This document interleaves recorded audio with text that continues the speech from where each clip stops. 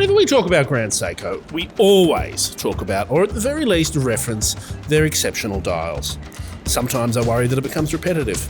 But then I see watches like these two, the Crimson SBGH269 and the icy white SBGR319. And I remember that every word, every utterance of praise in the craft and execution of Grand Seiko's dials is absolutely warranted.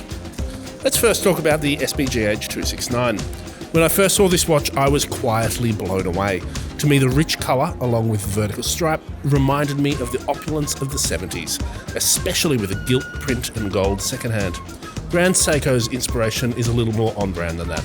The deep red of the dial is designed to evoke the mood of autumn in Japan, particularly the rich tone of turning leaves in the country's mountainous areas.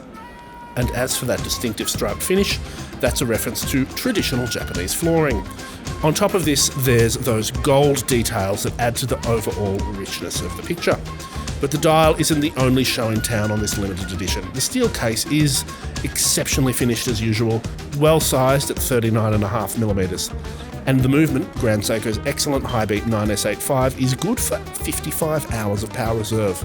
It's also been emblazoned with the Grand Seiko line. The SBGH269 is limited to 900 pieces. Even more limited is the SBGR319, an Asia-only model that offers an icy alternative to the red.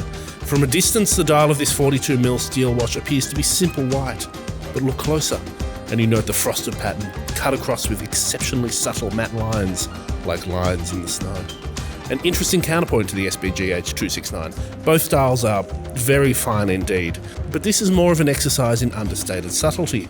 So if blending in is more your style than standing out, this is one to consider. It's also a rare bird, limited to 350 pieces only. The red-dialed SBGH269 has an Australian RRP of $9,000, and the white-dialed SBGR319 has a retail price of $7,500.